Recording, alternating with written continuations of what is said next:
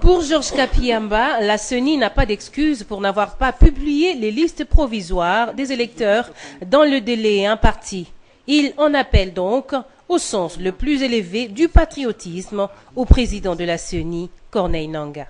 Il vous souviendra que même l'OIF a réclamé dans ses conclusions, de recommandations, à l'issue du travail de l'audit du fichier électoral, qu'immédiatement après, il fallait que la CENI publie la liste provisoire des électeurs ainsi que la liste des personnes radiées pour permettre au moins de régler notamment les problèmes de soi-disant 10 millions d'électeurs qui se trouveraient dans les fichiers sans empreinte.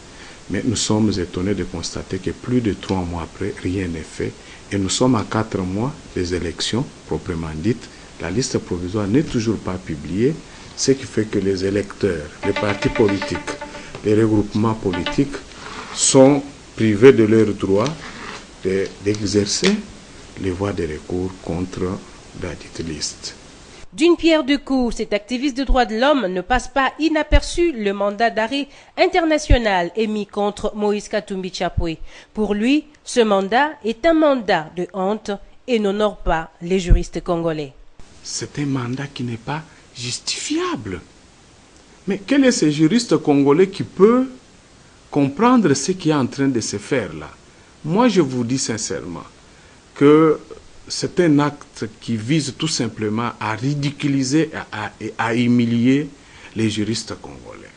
Parce qu'on ne peut pas comprendre en un seul instant que de meilleurs juristes qui savent qu'une décision qui a fait l'objet d'une opposition, d'un appel, ne peut jamais donner lieu à l'émission des mandats d'arrêt ou les mandats d'arrêt international. C'est incompréhensible.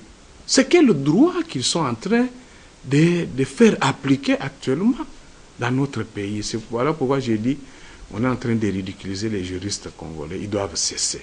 Sans aucune autre forme de procédure, la CAJ demande la cessation sans condition des poursuites judiciaires contre Moïse Katumbi.